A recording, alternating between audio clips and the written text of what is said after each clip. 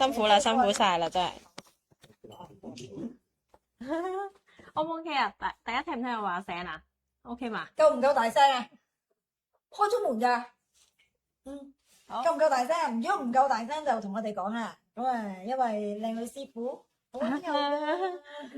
我成日都俾人話我唔夠大聲啊，所以我第一下就問我 OK 嘛？大家聽到嘅話，咁我就開始啦。男朋友嗌交係咪都係咁溫柔㗎？哦，咁啊唔會啊，另外一個通嚟㗎啦，跟住就係、大家好，度介紹下大家先，有好多都淨係嗌我靚女師傅，唔係好知我叫咩名，我係藍曉師傅啊，係啊，你係咪想坐啊，陸啊？我係好緊張，我係好緊張嘅，因為對於呢一樣嘢咧，其實我等咗好耐㗎啦，真係等咗好耐，係咪真係等咗好耐。啊？我哋都講咗好多個月㗎啦，咁啊冇辦法冇辦法，奈何真係太忙啦，我都知道啊，佢真係太忙啦，終於可能掠地下，又掠個天花板，掠，終於俾我今日有機會去掠到，咁啊我嗰陣時好緊張啦，真係，其實我聽咗好耐三世書，咁但係因為其實三世書我哋都未搞清楚究竟講邊三世咧，咁有啲人會講對上嗰三世啦，嗱今世、前世、大前世，咁有啲人會講前世、今世、下一世。咁其實確實嘅三世書，又或者祖傳落嚟嘅三世書啊，咁啊究竟係講緊邊幾世咧？其實咁樣講，我哋所講咧，我個屋企個派先啦講，我哋屋企個班講緊個前世咧，其實係唔係淨係講你啱啱對上嗰一世，係可能係講緊係幾世留落嚟嘅課程，我可以咁講叫課程。累世。點解會咁樣講咧？因為你有冇發現有啲人咧咁當然有啲人係天生出嚟帶出嚟嘅性格咧，係就算同一個父母之後，同一個父母生啦，但係個個小朋友都唔同性格㗎。呢個就係佢之前遺留落嚟嘅性格嚟嘅。咁但係你又發覺咧，有好多人咧都係會有自己嘅煩惱，但係煩惱咧通常都係圍繞住係同一樣嘢嘅。即係譬如有啲人係圍繞住永遠都係錢嘅，佢唔會有任何嘅情債啊嗰樣嘢嘅。但係有啲人就冇錢嘅問題，冇其他嘅問題，但係偏偏就有情嘅問題喎。但係有啲咧就係可能係一出嚟就比較火爆啊，好容易就喊打喊殺嘅咁樣。咁我一陣間就會陸陸續續去講一啲關於呢啲點解會有就係其實係都係喺本書度睇到，而且我呢啲所講嘅都係一啲真實嘅個案咯。即係出嚟之後，咁譬如啦，我哋基本上我點解話係遺留落嚟，唔講緊嘅所謂嘅前世，只係一個總合啫。即係其實可能我哋唔止係三世㗎嘛，一定唔止三世。其實可能係好多好多世，同埋我哋所謂嘅前世未必係一定係古時㗎喎。其實有陣時候可能因為係你知道係好多個空間，其實同一時間進行緊，所以我哋都有睇呢個尋秦記咁樣。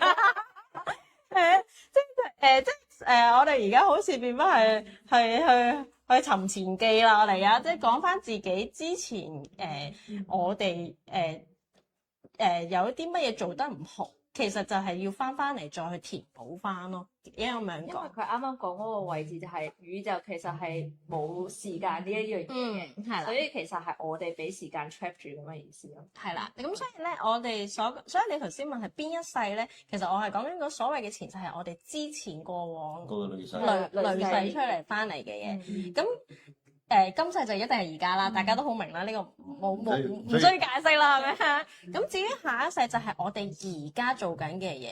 攤緊呢樣嘢，咁就會係擺落咗去下一世嗰度。咁但係咧喺我哋每個人出世嘅八字，大家都知道係定咗噶嘛，亦都係不能夠改變嘅嘢嚟嘅。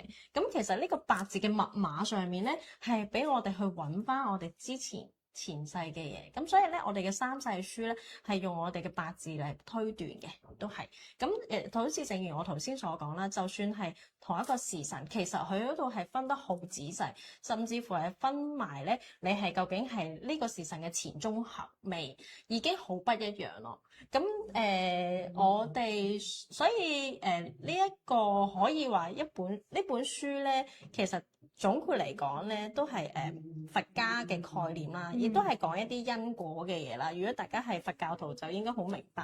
咁跟住佢所謂嘅因果，就係你要真係要揾翻到自己嗰個核心問題，你先至可以改變到而家呢個狀態啦。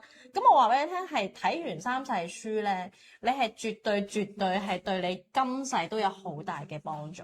點解咁樣講咧？因為你知道咗你嘅核心問題之後咧，第一我有見好多人都釋懷咗。第一樣嘢，第二樣嘢就係你知道咗自己核心問題，你可以重點針對去嗰樣嘢去改善，跟住唔好俾自己重複犯錯。呢個係最重要嘅，因為咧其實正如我頭先所講，有好多人咧就重複都係圍繞住同一樣嘢，但係唔知點樣。其實咧喺我哋即係我哋知玄學上面、命理上咧，無論紫微斗數又好啊，無論紫微斗數又好啊，或者係八字啊，或者係奇門遁甲都好啦。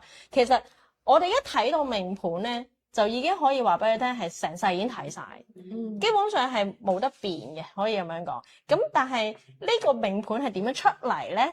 就係其實係你前世做出嚟，所以你會喺呢個時間呢個時辰出世咯，可以咁樣講。即係你自己積落嘅嘢，係啦，導致到你今次就喺呢個時辰，喺呢個嘢根據呢個因緣而導致到喺呢個時辰出現啦。係啦，咁由呢個時辰出世之後咧，咁你個命格就係可以咁講啦，係整定咗啦，整好咗啦。係啊，所以咧點解我哋話同人哋啲人擇出世啊？有陣時候咧，可能佢個父母根本上個小朋友就係。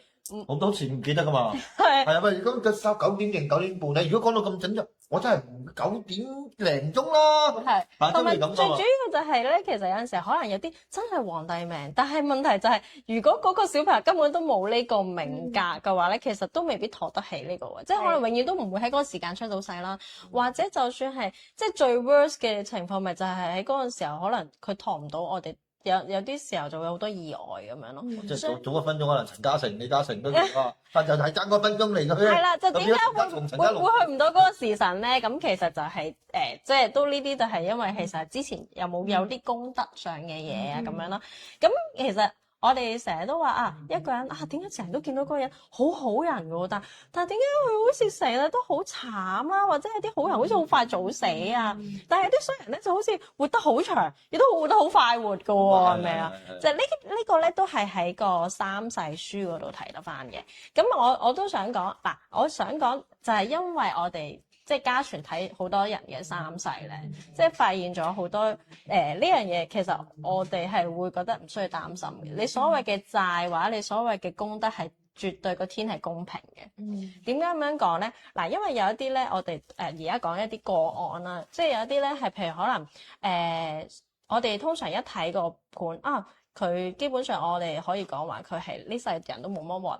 冇運行嘅，咁點解佢冇運行咧？其實係每一個時辰每一個日子有一個時辰都會係一個叫空亡嘅時間，即係所以12時辰裏邊唔會係一個所有嘅，即係同一日裏邊嘅12時辰，唔會係完全係好晒。所以咧，我哋永遠都話係要好精準，唔可以話係擇個吉日，我哋真係要用一個吉時。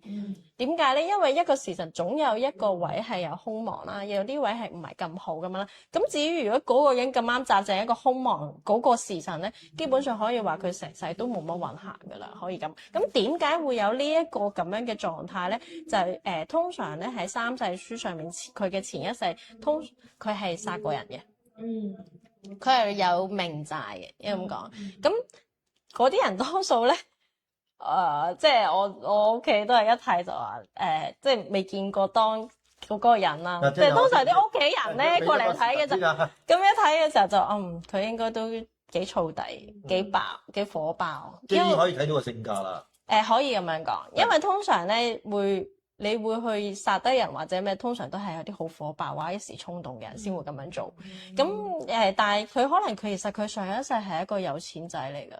你知股市啦，有錢係唔需要你有錢即係其實人命好平嘅咋，係唔需要填命，未必需要係啦，或者佢根本上係冇需要坐監㗎。咁所以其實你就會覺得如果你嗰世睇嘅時候，你會覺得哇咁唔公平嘅，咁即係冤枉咗咁多話咩？佢都好似冇嘢咁樣。其實係因為佢本身有功德喺度。佢本身佢可能上一世係有功德，佢其實係有啲功德 cover 咗佢，咁所以 that's why 佢有錢啦，咁樣係佢先可以做到咁多。但係我想問下啦，即係譬如咁講啊，嗱，我哋頭先阿怡晨師傅講過啊，譬如大隻佬套戲咁樣講啊，咁啊，張柏芝就係講下佢唔知邊一世啦，就係入兵殺咗好多人啦。係。咁其實係咪真係可以睇得到佢會喺邊一個身份，或者會唔會睇得到佢真係當其時喺邊一個身份或者邊個年代裏面睇唔到嘅，應該係咪？會睇到嘅，睇到嘅都會睇到嘅，同埋有啲係會好仔細講埋佢可能姓乜嘢，可能係做官姓乜嘢或者做咩？係啦係都會有嘅，咁亦都會有啲係可能話佢喺邊一度做嘢都有嘅，都會睇得到嘅。咁至於你話係咪全部人都一定會睇到就唔係嘅，咁但係佢會講到你可能你之前係喺係可能南方人嚟嘅，咁你喺嗰度係做官或者係你係喺廟祝度做或者乜嘢，咁都會有講。咁但係點解佢要講呢一樣嘢咧？其實就係佢就想講翻其實你係爭啲乜嘢咁樣。即係佢個姻緣係嗰個比較重嘅嘢嘅。係啦，先至會講咯。咁佢唔會無端端吐晒你一世，即係你我拖阿婆落過馬路嗰啲就唔會講啦，係咪先？即係一啲係比較重中之重，佢就會講出嚟。咁我想問下李師傅啊，咁頭先講到啦個時辰嘅分別點解咁大啦？咁其實嚟講真係嘅，譬如真係有啲個時辰上面係冇辦法可以攞得準咁，又會點去推算咧？如果冇辦法攞得準，其實我哋有會從佢嘅歲支啦，都可以睇得到嘅。即係如果歲支上面，我哋都可以揾到佢嘅時辰嘅。咁但係當然都係要對盤啦，同奇門遁甲一樣，我哋都係樣樣嘢都要對盤，要對翻佢咁我哋就會喺佢今世嗰度對翻咯。因為今世就一定知噶嘛，係咪先？咁即係睇翻個類出嚟，即係可以同佢對翻。譬如嗱，呢一個性格唔係就下一個性格，咁喺個時辰上面走盞啦咁樣。會係咁樣對翻咯，咁當然我哋最想嘅就係即係有晒八字上嘅嘢啦。咁如果冇，我哋唯有就係對盤咯，即係去都係從中去推算翻係唔係咁樣咯。咁其實如果咁講咧，即係喺上一世，即係個女世啦，冇話上一世啊，即係個女世落嚟嘅嘢都影響好大，成今世成世人所行嘅、所面對或者所見到嘅，其實都係個女世落嚟嘅嘢。已經安排好咗俾你噶啦喎。可以咁講，其實基本上你學所有嘅玄學都會話俾你聽，你條命係改唔到，基本上你係定晒。你一出嚟嘅八字就已經係定晒你所有嘅你條路係會點行，你遇到啲乜嘢人，你讀書係點樣，或者你嘅父母一定定咗啦，係咪先？咁跟住之後，你嘅兄弟姊妹全部都定晒，因為其實嘅兄弟姊妹冇得，即係唔係你 control 到嘅嘢。咁呢啲硬件基本上係定晒嘅，咁你唯一可以改變嘅咧就係你嘅軟件。你嘅軟件係啲乜嘢咧？就係你而家做緊嘅嘢，或者你點樣嘅心態。譬如你當你唔好運嘅時候，你咪做一啲好事咯。咁呢個就係你嘅軟件。即係咁講啦，命冇得改，可以改下運嘅。可以，咁所以我哋可以點解會話擺風水啊，或者嘢係絕對可以嘅。咁同埋你而家做緊嘅嘢係，我頭先講咗都係計緊數嘅，其實都係計緊數。可能佢而家已經現報俾你，都唔出奇嘅。即係所謂但佢時辰未到，時辰到就現報啦。係啦，係絕對係嘅，因為咧有都即係我都曾經有一個 case 啦，就係有個有錢佬。佢行緊運，行咗運都可以話係幾長時間，跟住突然之間咧，佢話要嚟睇三世書喎。咁我哋都覺得你通常咧無啦啦行過嚟話要睇三世書，你知大家都知道三世書唔多人識噶嘛。係啊。即係如果你無端端話嚟睇三世書，咁啱又遇着我哋識嘅話咧，多數都係一啲有問題，即係開始人通常係唔好運啊。或者佢 sense 到自己我開始係啦嗱。佢係啦，因為佢本身係好好運，佢突然之間嚟睇三世書咧，咁其實我屋企已經話，你一定係有啲嘢㗎啦，咁跟住就幫我開咗個盤嚟睇啦，咁睇完之後就話，係啊，你嚟緊咧48歲會有個大劫。而呢個大劫係基本上攞命嘅，呢個劫都係。咁跟住就話其實你都即係其實點解佢會嚟咧？其實係佢嘅冤親債主債仔嚟即係提佢要還嘢。其實都係咁樣講，push 咗佢去做呢一樣嘢。咁跟住之後，其實佢本身自己係好想嘅。當時佢係45歲，其實佢繼續都仲係行緊嘅，咁講。跟住佢都好想去做，但係因為佢太太咧就唔信呢啲嘢，同埋佢太太覺得哇，我老公咁黃，點會有事啊？初過你無啦啦講佢咩？我唔覺得佢咁短命種咯，即係嗰啲咁。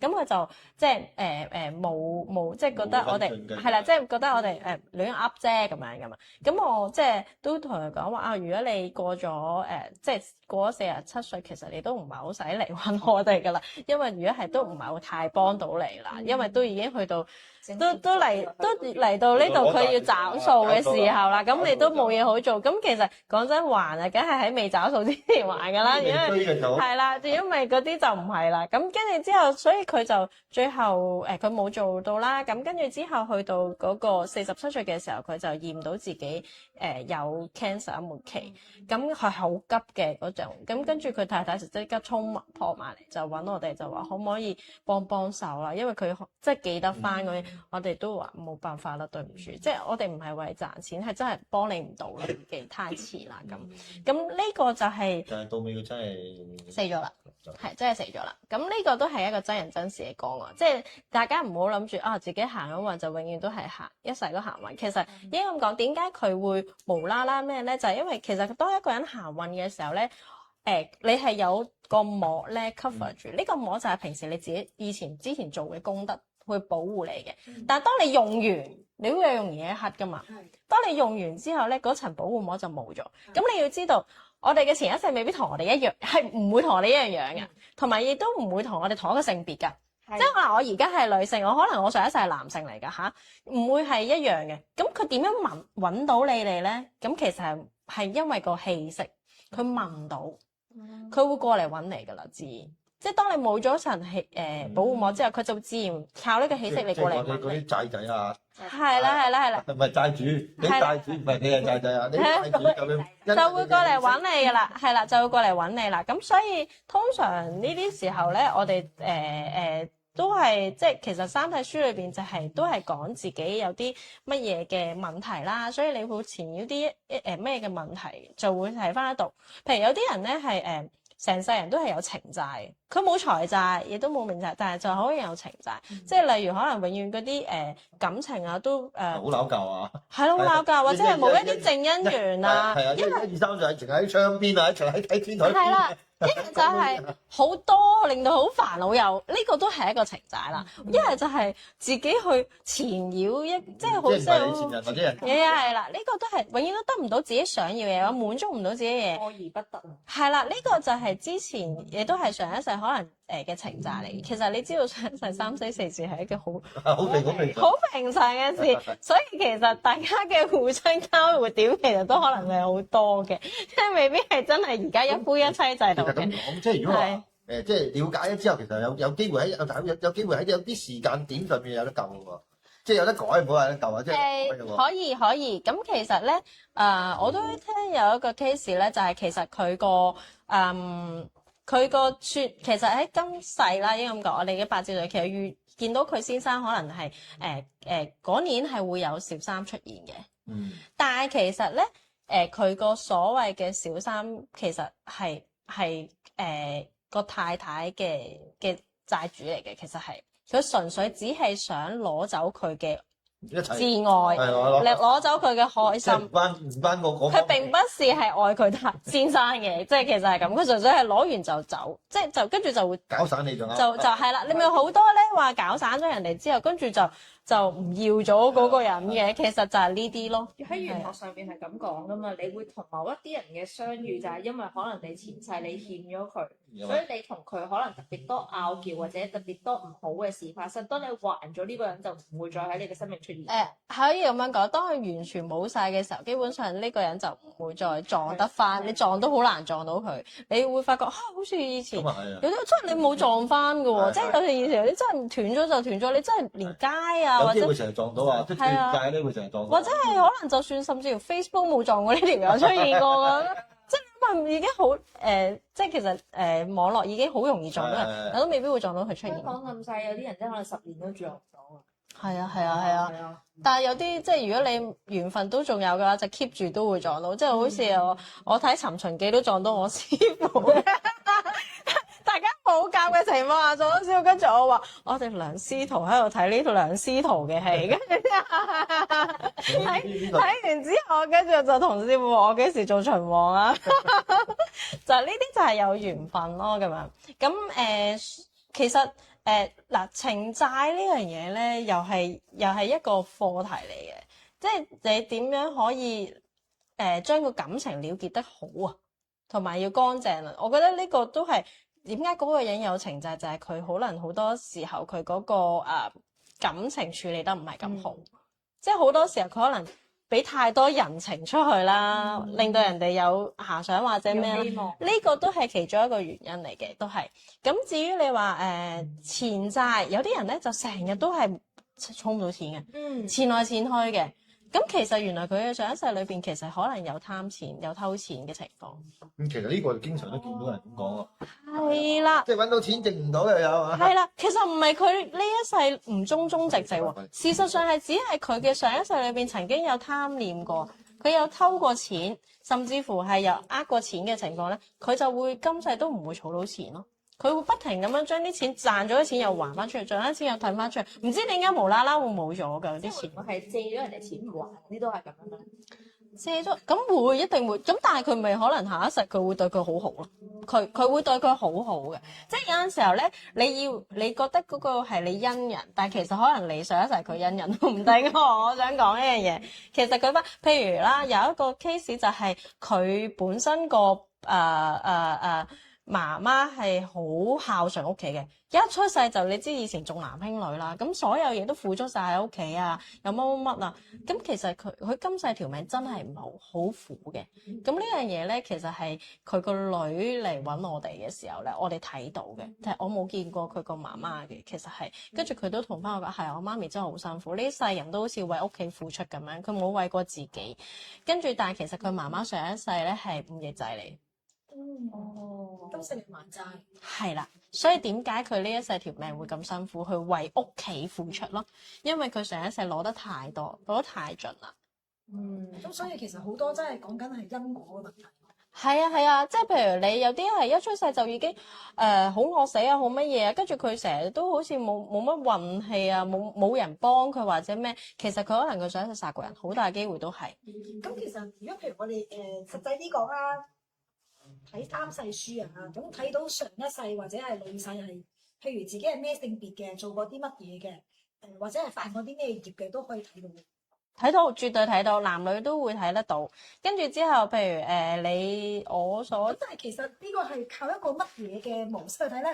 係一個通靈啊，定係一個即係譬如我哋意識會唔會係即係以前唔係，放心，絕對不是嘅，絕對不是。開眼睇到你前一世啊，就係點樣睇嘅咧？哦，唔係㗎，全部喺嗰本書度揭翻出嚟㗎，都係因為佢嗰度講到都，佢入邊有埋八字啦、紫微啦，同埋有埋嗰個官祿表啦，嗰啲全部出晒嚟，指路表，即係話你第時結咗婚，你間屋係幾大，係究竟係會住劏房定住豪宅嗰啲，完全睇得到。跟住或者係你生咗即係譬如可能你就算 even 你過身嘅時候，你係乜嘢天氣？你個有幾多個小朋友陪住你？有冇小朋友喺你身邊都會睇得到，呢啲都會。如果咁講，我又想請問一下，即係我揾到本書翻嚟睇咪得咯？咁我睇到啦咁樣，咁又會有咩分別咧？分別就係家傳啦，呢個就不一樣嘅咯。係啊，即係出邊坊間有好多可能都話係三世書，但你要明白，其實三世書而家已經好買少見少，基本上咩，所以其實好多都已經係失傳咗好多嘢。咁跟住之後咧，佢本書喺度，但係佢未必係順住個次序去揭嘅。呢個係好肯定話俾你聽。所以其實係要睇到一樣 point 再去貼翻前面，都有機會係咁樣。所以其實呢一樣都有個特別嘅法門去處理去。係啊，呢個都有辦法，就唔係話我俾本書你就可以睇得明嘅嘢咯，係絕對不是嘅。就算係一啲你有可能有玄學底或者咩咧，你都未必可能明到佢當中嘅玩法咁樣咯。話啦，嗰本書你陳師傅又識唔識睇咧？阿師傅，我都有試你扒嘅，啊，冇啊，家傳咁資深噶嘛。係喎，咁我想問下啦，其實即係家傳啦、祖傳啦，其實係做到第幾代？我見你其實係好靚女、好時髦，完全係冇諗過，係咯。我第三代。嗰個印象裏邊就唔係嗰種，我第三代㗎啦，已經係。淨係全女嘅咋，即係以我所知。咁啱我哋三代都係女，仲要係每一代都係得一個人做咁滯咯，基本上係啊，全部都係做到70幾80歲度咯。如果祖傳啦，譬如有冇話我淨係傳俾我哋呢一代，淨係傳俾呢一個嘅啫，即係好似你都咁講啦，你每一代都傳都俾一個的傳。其實我哋唔係我哋選擇嘅喎，係咁啱佢被揀選咯，應該咁樣講。係點樣講咧？喂，講嚟聽下先，好神秘啊！嗱，呢一樣嘢。呢個就第一咧，你要有，其實都好自自然然嘅喎。我哋嗰啲都係就係命運使然。我唔知點解，總之係我覺得我應該要你話比如即係問下呢啲人啊，咁譬如好似你呢一代咁啦，你有幾多兄弟姊妹咧？我有計埋我就4個。會唔會淨係得你先至明？但係仲有啲堂兄弟姊妹㗎嘛？明嘅咧，佢哋識唔識嘅咧？佢哋冇喎，完全冇喎，連玄學一啲都冇涉及到咯。就算係我上一代我姑姐姑媽做啦，佢其實都有4個仔女啦，都冇接觸，冇一個接觸過，啲新抱都冇。咁其實所以我咪話其實唔係佢，如果佢想揀選，梗係想揀選翻自己咩？但係其實唔係自己選咯，係邊個選嘅咩？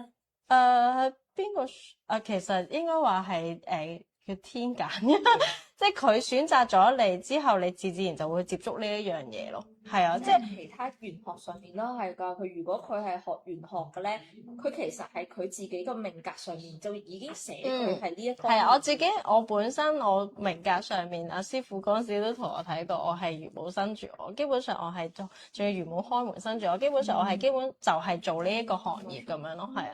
咁所以我都係好突然之間咁就去做咗，跟住接觸咗，跟住又好順利咁樣，而且做嘅時候，我諗好似都好講天分啦，即係唔係你睇下我睇我睇人睇，即係究竟人先得㗎嘛？係即係好容易明，同一個睇極都唔明，咁我諗差別都好大。我諗領悟力咯，亦都有嘅。咁所以其實你問我邊個揀選就不是係本人揀選嘅，即係都係嗰個去到接觸到咁就。幾多歲先至開始去接觸咧？我接觸嘅時候都2字頭咯，2字頭去接觸呢樣嘢，咁跟住之後就慢慢去就好自自然然。其實我想講都幾順利嘅，我冇乜挫敗咯，即係可以咁樣講。基本上可能有啲客戶嚟揾我或者咩咧，所有嘢都可以幫到佢哋。嗱，我覺得最大嘅滿足感係因為我可以幫到人，呢個係最重要嘅。因為其實我開頭做呢行咧，我唔係全職做噶嘛，咁我都唔會全職做。但係咧就開頭就慢慢事業嘅期間後，但係發覺原來我最大滿足係佢哋翻嚟個 feedback 啦。佢同我哋講話係啊，師傅，你真係講啊嘛！你嗰陣時同我講話咧，佢幾時會賣得出層樓？佢真係嗰陣時就賣出咗啦，或者係都睇到啊！睇到，跟住譬如可能佢啲話譬如最好嘅就係幫人哋趨吉避凶呢樣嘢，即係譬如啦即係如果一啲唔聽話嗰啲，咁最後避唔到，咁嗰啲就冇辦法啦。咁但係如果你話聽話嗰啲，基本上譬如可能咧，我咪頭先同你講話佢嗰個媽媽好命苦，跟住一生都為咗佢。係，即係呢啲都係講緊因果嘅問題啊嘛。咁譬如好似做你哋呢一行咁樣，我哋祖傳係幫人查三世書嘅，即係幫人哋去解決問題嘅，幫人哋去叫做消災解業嘅。咁你會唔會牽涉到對方嘅因果咧？即係你哋自己會唔會孭咗啲因果債上身咧？即係譬如佢要還嘅嘢，但係而家我幫你解決咗啦，令到佢唔使還啦。咁你哋會唔會有啲，即係會唔會有啲反？我明你講咩，但係唔會嘅，唔會。我起碼我3代都好平安，應該就冇呢個問題啦。我諗應該係唔可以令你唔還㗎嘛？點可以還得舒服啲？唔係，我3代都好平安，就因為其實我哋係做一個中間人嘅角色嘅啫。我哋係一個橋梁，第一話俾你聽，你究竟係有啲乜嘢問題啦。咁我哋其實就算你還都唔係話個個都係同一樣嘢㗎，唔會㗎。即係我哋都會就係喺本書度睇到你係要還幾多斤、幾多兩嗰啲咁，全部會寫晒出嚟咁樣啦。同埋咧，其實最主要係因為我哋要有一張叫做係一封有封嘢，嗰封嘢係直接 pass 落去地藏王菩薩嗰度，佢先會收到。而呢個收到之後咧，佢就真係直接幫你還到咯。唔同我哋普通燒衣紙，因為普通燒衣紙你係嗰啲係叫大眾嗰啲，即係過嚟派下嘢咁樣嗰種嘅啫。但係唔係真係直接落到你嘅冤親債主度咯。咁而你就係要靠個 Q 咧，就係呢一樣嘢，咁佢就會直接落到去地藏王菩薩嗰度，就幫你去還嘅。即係你要有個大佬嘅，個大佬喺度先至可以做到呢樣嘢。嗱，第一件事呢個唔係我哋嘅能力，呢個唔係我哋嘅能力。你還嘅，我哋係一定要靠神明先可以做到呢樣嘢嘅，即係呢啲唔係我哋可以做得到嘅嘢嚟嘅，係啦。只係做個橋梁，做個解釋。係做個橋梁，係啦。所以我係完全冇食到任何嘢嘅，我覺得我好平安，我平安，大家唔使擔心嘅。係嚟緊。擔心因果，即係嗰個師傅嘅因果，但係咧，其實我哋做呢行咧就會話係我哋係因為有緣先會遇到嗰位原主咯。所以其實係啦，就冇嗰樣嘢嘅。係㗎，因為咧有陣時因為對方去揾你啊嘛，即係對方係上門度求你啊嘛，唔係你話我突然之間，喂我見到你咁喎，咁啊你好似唔係好掂喎，咁就可能你骨骼精奇啦。其實一定係有嗰個功德先會揾到我哋咯，係，即係佢唔會無啦啦話過嚟，我要還冤親債主，唔會嘅。咁其實好多時候都係佢觸動到佢，或者佢真係有需要佢先會噶嘛。即係嗱，我都見有啲咧係，即係可能同佢講過呢樣嘢，咁佢可能佢當刻冇咁嘅興趣，但係1年後佢就會突然之間好急咁樣同我講。我而家想做啊嚇！你咩時候？你突然之間咁急嘅，跟住你知我都未必抽到時間噶嘛。跟住佢話我真係好急，我一定要做咁樣。突然之間係原來後嚟真係佢急嗰個唔係佢自己，其實係佢媽媽嘅。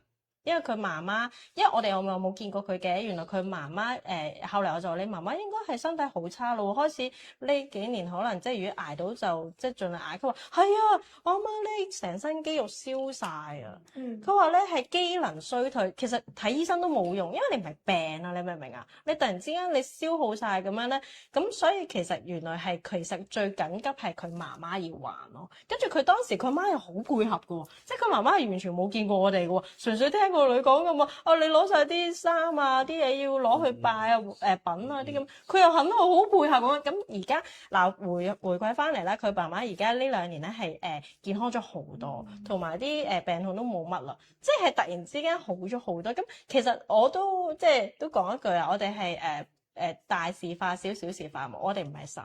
即係只係將呢樣嘢減到最低，但係佢出嚟個效果真係我出乎意料之外嘅，因為當時都冇諗過係會咁嘅，即係當時都係諗住盡量盡人事啦，盡量幫啦，係啊，冇諗過會可以逆轉到，係啦，冇諗過可以逆轉到呢一樣嘢嘅。咁有啲比較 worse 嘅 case 就係可能係一啲呢個可能我講出嚟有啲嚇人，因為我嗰時啱即係同師傅講嘅時候，佢都要打咗啦，就係講話一個兩公婆過嚟睇，咁其實我哋好少可叫人哋即係拆散鴛鴦噶嘛，但係嗰次真係講咗出口就話唔好娶呢位太太咁樣。咁當然咁我哋有講原因嘅，就話因為其實見到佢原來佢上一世呢位太太都係你嘅另外一半，但係你殺咗佢，你有命案。但係如果當你一娶咗佢，你就會 fulfill 到嗰個同上一世一樣，都係合咗嗰個關係之後咧，就重複翻嗰件事。重複翻呢件事，咁佢係有娶到嘅照樣。咁跟住喺嗰1年裏邊咧，佢真係死咗啦，佢太太真係殺咗。咁呢個就係真係呢個真人真事。哇！毛管戙晒啫。係，所以我話當時我同我師傅聽喎，咁真係變得好認嗰套戲，戲就緊要啦。或者其實我哋勸佢唔到嘅，簡單講，我哋盡人事勸嘅啫。係。咁但係你都知道佢哋係嗰個緣分。不過係好難。係因為上一世佢哋都黐得好緊要嘅。係佢哋嘅難關嚟嘅。係啦，好難去過嘅，分分鐘可能就算我哋今世可以勸退到。下一世佢又係去翻，有時候我哋都好矛盾啫。講唔講咧，好似講咗冇乜意思咁樣㗎。即係有啲嘢冥冥之中主宰我哋唔係神啊。